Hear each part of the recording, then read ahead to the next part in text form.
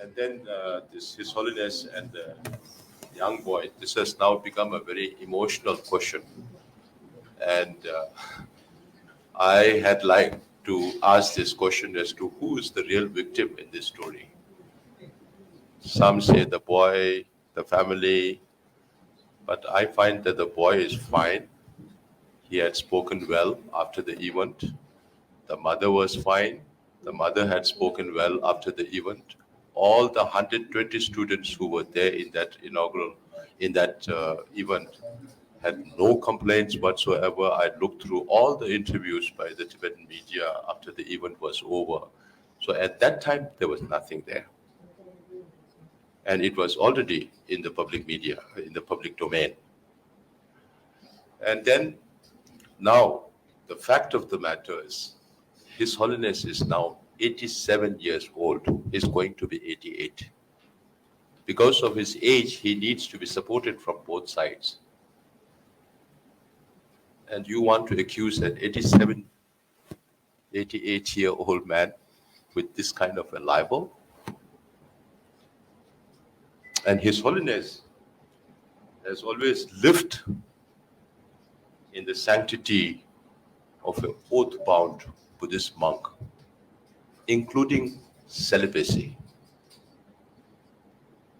And his years of spiritual practice has him gone beyond sensorial pleasures. He has always been preaching the sensorial pleasures of eye, nose, mouth, body. All these are very, very temporary. So you need to go deeper to redeem yourself from this samsara. And someone who preaches that, do you think will be influenced by a physical touch? He is beyond all that.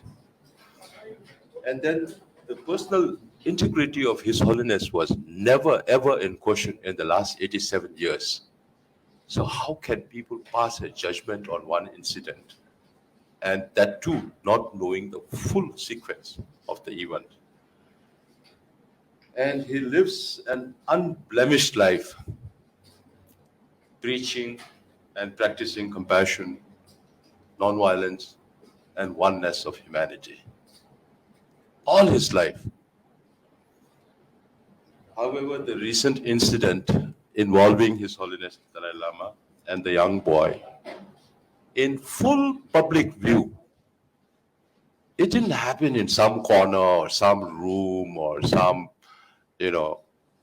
undescriptive place. And this was perceived and interpreted differently. I don't blame them. People might have their opinion. They saw it that way because the clip was tailored for that. The clip was tailored for that. And His Holiness was then now being labeled all kinds of names. Maybe for the people who are giving these names, it's an individual case, an individual perception. But His Holiness, for us, is the reincarnation of Avalokiteshvara, the Lord of compassion. And His compassion and His love extends beyond all this. And that really hurts us. Please understand this. We are hurt by the insinuations.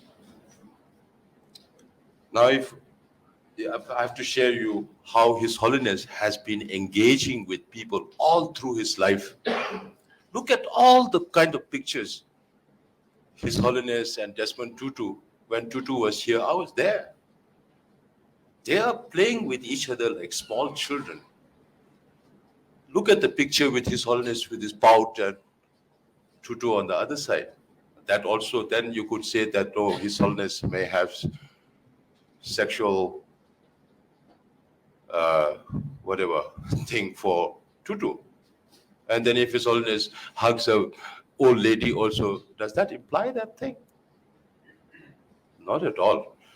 So let me take a little bit of time because this is a serious issue for us. And whenever you have seen His Holiness meeting with political leaders, I've heard of His Holiness holding ears of presidents and then touching foreheads. And that's the highest honor from a Buddhist perspective, for a High Lama to touch forehead with each other. And His Holiness is very unique in that sense. And that is why he is so famous. One of the, but what happened on that day was a little gross for some people. You know? And so holding hands, nose rubbing, the Maori style. His Holiness is very happy doing that, because since he was in New Zealand many years ago and rubbed nose, and he rubs noses with many of his guests. And I've been witness to many of these, because now I was in Dharamsala for more than 35 years. Or 25 years. 25 years. So I know how these things happen. Then cuddling, sometimes holding your nose. So all these are part of His Holiness antics that His Holiness does. And then forehead to forehead greeting, a genuine manifestation of His Holiness compassion for all human beings, irrespective of their status in the society. And His Holiness was also used to play pranks or engage in jovial interactions to amuse the gathering. Now, fact of the matter, on that day was this program was held in a public place, the Chuglakang, just opposite to the residence of His Holiness the Dalai Lama, on 28th of February. There were more than 120 college-going students, part of this M3M delegation, who asked to seek his audience. And it was a public event that was covered by the media. And all these happened publicly, not everywhere else or anywhere else. And it was the same boy who we are envious, because he got this opportunity to welcome His Holiness, hug His Holiness, all those blessings he got, but others perceive it differently. And it was the same boy, when His Holiness arrived, he broke the coconut to welcome His Holiness. Auspicious welcome. And then 2 members of the M3M delegation spoke at that event. Then His Holiness spoke at length about the topic. And the seriousness of that topic, nobody talks, because that doesn't benefit anybody. That does not increase the TRP. And then after His Holiness spoke, it was question answer session. 3 elders asked the question. Then the 4th one was this young boy again. And if you see the video, he was asking His Holiness, can I ask one question? Can I hug you? His Holiness didn't even understand that, because His Holiness has little impairment in the left ear. So the translator was explaining to His Holiness that this boy wants to hug you. And His Holiness didn't hear well from the left. So on the right hand, another personal secretary of His Holiness informed His Holiness, this boy wants to hug you. Then His Holiness said, okay, come. It's not like His Holiness went on the boy and jumped on him. It's totally different, And the boy's mother was sitting on the right-hand side, just next to Professor Samdor Rinpoche. And the mother was also asking the boy to come up. And just as we are Asians, we know how grandfatherly affection can be. But this went a little beyond. So all these happened, and then His Holiness gave an innocent, grandfatherly, affectionate demeanor and greeted the boy. That was followed by His Holiness' jovial prank about the tongue. Okay? And that was meant to be, from my perspective, that was meant to be amusement for others. And all this happened in the presence of the family, of the mother. Now, after that, the videos that you don't see, because it was tailored, after that, again, His Holiness embraced the boy. Both embraced each other. Then His Holiness advised this boy, we are same human brothers and sisters. Now, you should look at those good human beings create peace and happiness, and should not follow human beings who always kill other people. You should not look at those people. If you see the video, all those are there. If you want the full coverage, we'll try to make it available to you from top to bottom. Watch the whole thing. And then after the event, Radio Free Asia, Voice of Tibet, they interviewed many of the participants. And one of that was the boy, the same boy. And the boy said after the event that it was amazing. This is boy's words. The video is also there. It was amazing meeting with His Holiness. And I think it's a really great experience meeting somebody with so high positive energy. It's a really nice feeling meeting him, and you get a lot of that positive energy. It's not just like that, but once you get the positive energy, I think you are happier, and it's a better thing to smile a lot more. It's really a good experience. This is just one of the transcription. There is another transcription with Radio Free Asia, who had also interviewed the same boy. Now, speaking to Voice of Tibet, again, the mother of that boy, immediately after the event, the mother said, since we are looking at seeking blessings from His Holiness the Dalai Lama, and today we got this opportunity, especially my family was there with me.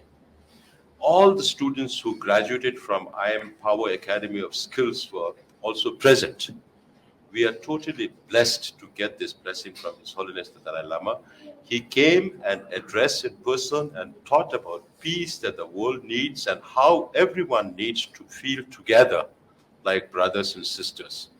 I absolutely cannot express how I feel getting blessed by him. Thank you. That is the boy's mother. Now, who's the victim? The mother is not a victim. The boy is not a victim. They are not complaining. The victim here is His Holiness the Dalai Lama. Now, why is this happening? I have two conclusions to this. One, however, through our investigation and as per prima facie evidence, we found that the initial instigators are pro-Chinese sources. Now, you are all journalists. Please find out how this resurfaced again and who is trying to use that. Chinese sources that itself explains the motivation behind making this video clip viral. It needs no explanation as to who would gain from maligning the image, reputation, and legacy of His Holiness the Dalai Lama. Considering the scale and extent of the orchestrated smear campaign, the political angle of this incident cannot be ignored. Then, for the general public who considers or who feels this is disturbing, we would appreciate if you could watch and listen to the full video of the event to get a holistic understanding of the whole program, including His Holiness' speech. We are sure you will be able to differentiate between lust and love. That is where we fail. So, and the unfairness of defaming one of the most respected and liked global icons of peace. And that narrows the scope of due diligence and fair judgment from people who are making a judgment on this. Before I invite Dr. Awad to propose a vote of thanks, I want to disclose the Chinese embassy worked very hard to dissuade the FCC from inviting His Excellency to come and talk to the global media. I politely told them that India is a free country and FCC is a platform which is offered to people, and if the Chinese embassy has anything to say, they are most welcome to come and talk to us.